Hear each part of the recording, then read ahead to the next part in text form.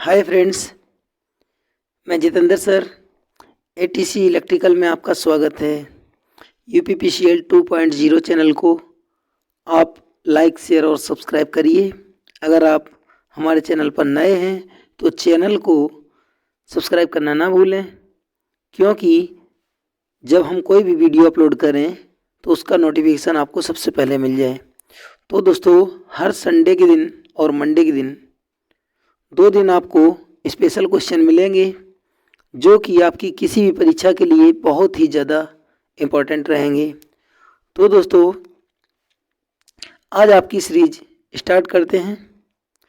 यहाँ पहला क्वेश्चन दिया गया है कि परम तापमान के लिए सामान्य तापमान में जोड़ा जाना चाहिए।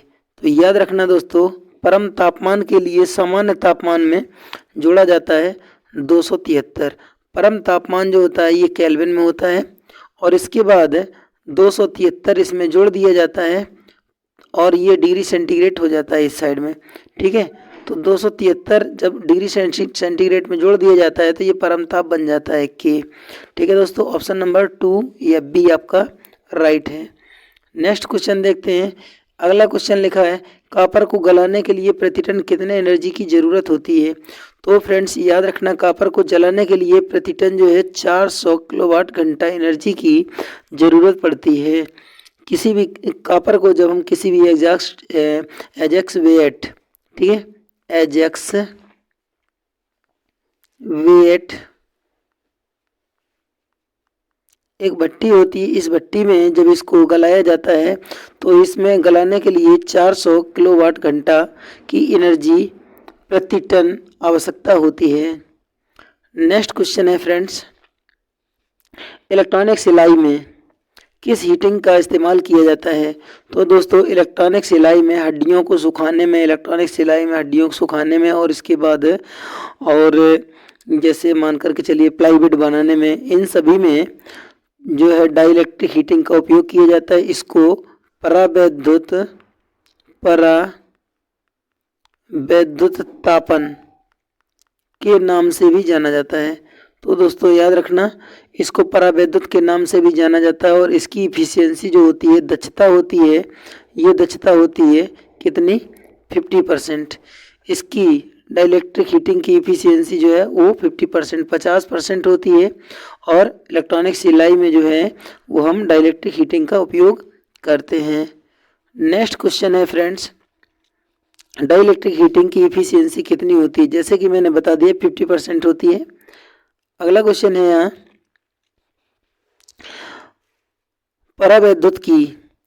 परावैद्युत की सापेक्ष पारगम्यता का मान क्या है। तो दोस्तों, ये परावैद्युत की सापेक्ष पारगम्यता जो होती है ये होती है एप्सिलॉन आर और इसका वैल्यू होता है 1। ये 1 होता है आपका किसके लिए, 1 जो रहता है ये आपका रहेगा वायु में और निर्वात में। वायु में और निर्वात में इसका वैल्यू कितना रहता है, 1 रहता है।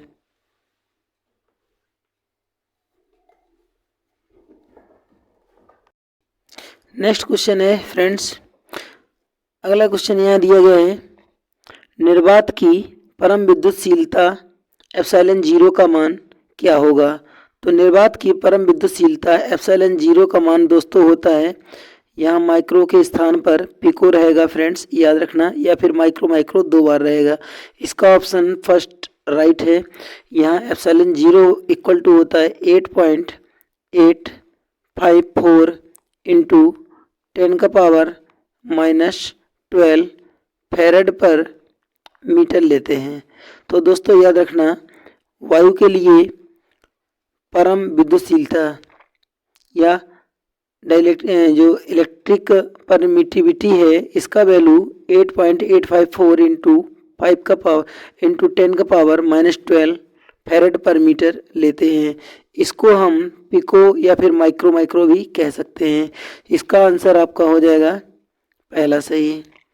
नेक्स्ट क्वेश्चन यहाँ पर दिया गया है, जब चालक में एसी करंट प्रवाहित होती है तो करंट चालक के पूरे अनुप्रस्थ काट पर गैर समान रूप से वितरित की जाती है, जिसके कारण चालक के बाहरी फिलामेंट केंद्र के करीब जो फिलामेंट हैं उनसे अधिक धारा करंट ले जाते हैं और फिर फिलामेंट केंद्र के करीब पहुंच जाते हैं।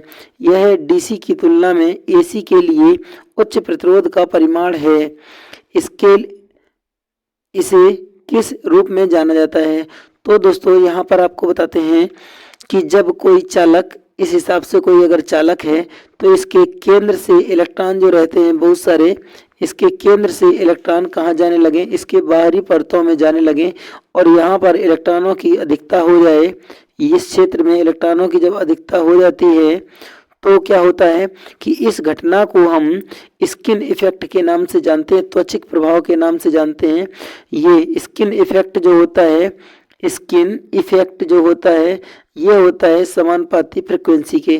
ठीक है, आवृत्ति जितनी बढ़ती है त्वचिक प्रभाव का वैल्यू जो है उतना ज़्यादा बढ़ता चला जाता है। तो दोस्तों नेक्स्ट क्वेश्चन है यहाँ पर, मतलब का फुल फॉर्म क्या है? ये एक प्रकार का सॉफ्टवेयर है, कंप्यूटर सॉफ्टवेयर जो डिजाइन बनाने के लिए काम में लाया जाता है। इसका फुल फॉर्म होता है मैट्रिक्स लेबोरेटरी। तो याद रखना इसका ऑप्शन नंबर है फर्स्ट आपका राइट। नेक्स्ट क्वेश्चन यहाँ दिए गए, BHEL में ई से क्या मतलब है या क्या तात्पर्य है? तो दोस्तों याद रखना BHEL में होता है, इसका फुल फॉर्म होता है Bharat heavy electricals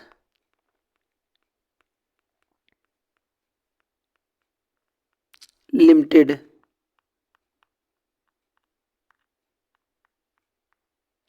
Bharat heavy electricals limited.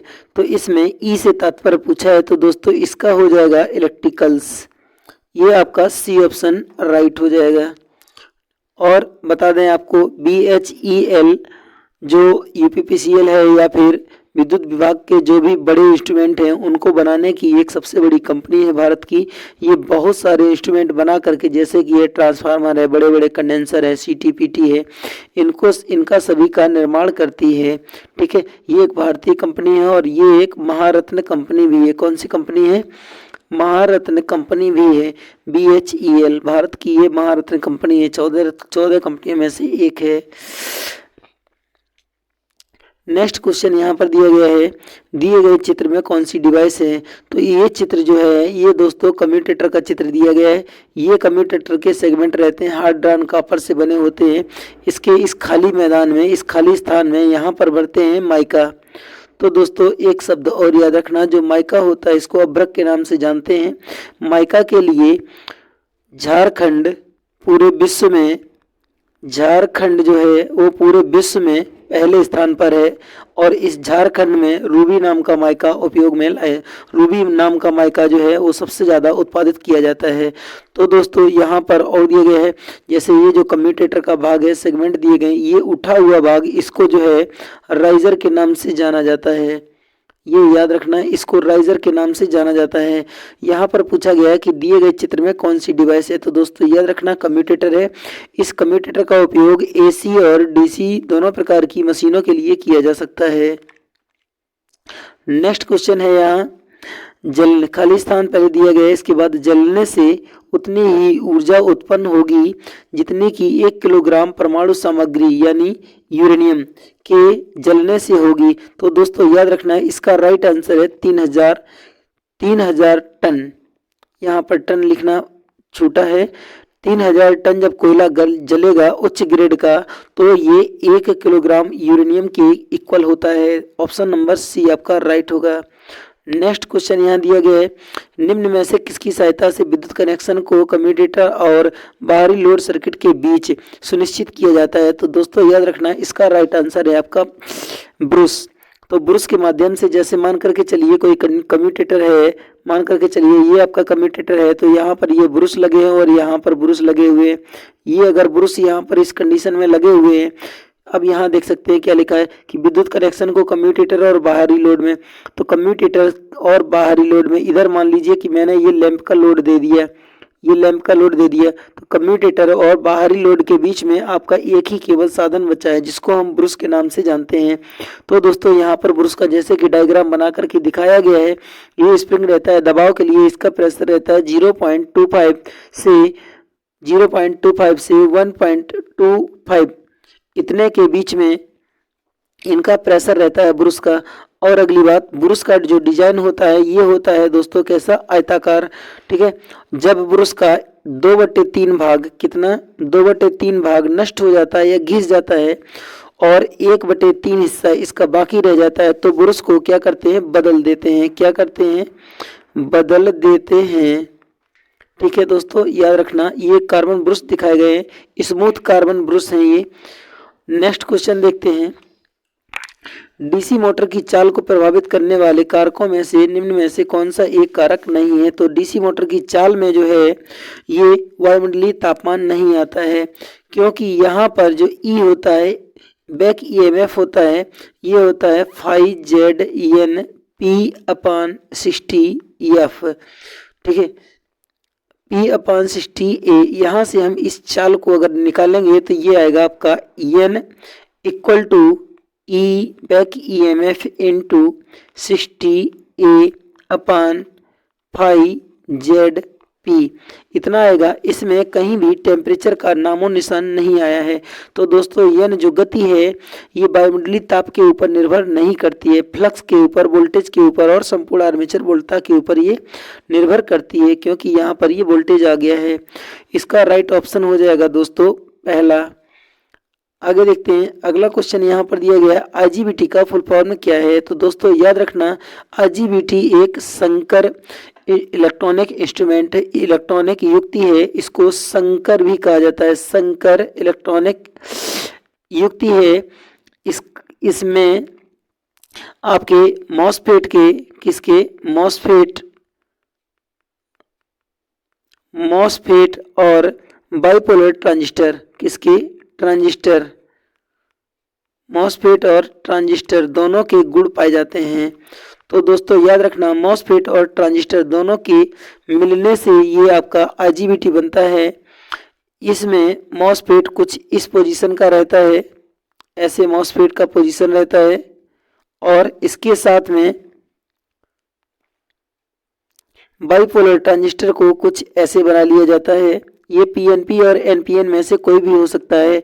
इन दोनों के योग से दोस्तों आपका ये जो है आईजीबीटी तैयार होता है। तो आईजीबीटी के अंतर्गत आपके मॉसफेट के और एनपीएन या पीएनपी ट्रांजिस्टर, बाइपोलर ट्रांजिस्टर के दोनों के गुण पाए जाते हैं। तो मॉसफेट में 3 टर्मिनल होते हैं दोस्तों, 3 टर्मिनल वाली ये एक युक्ति है।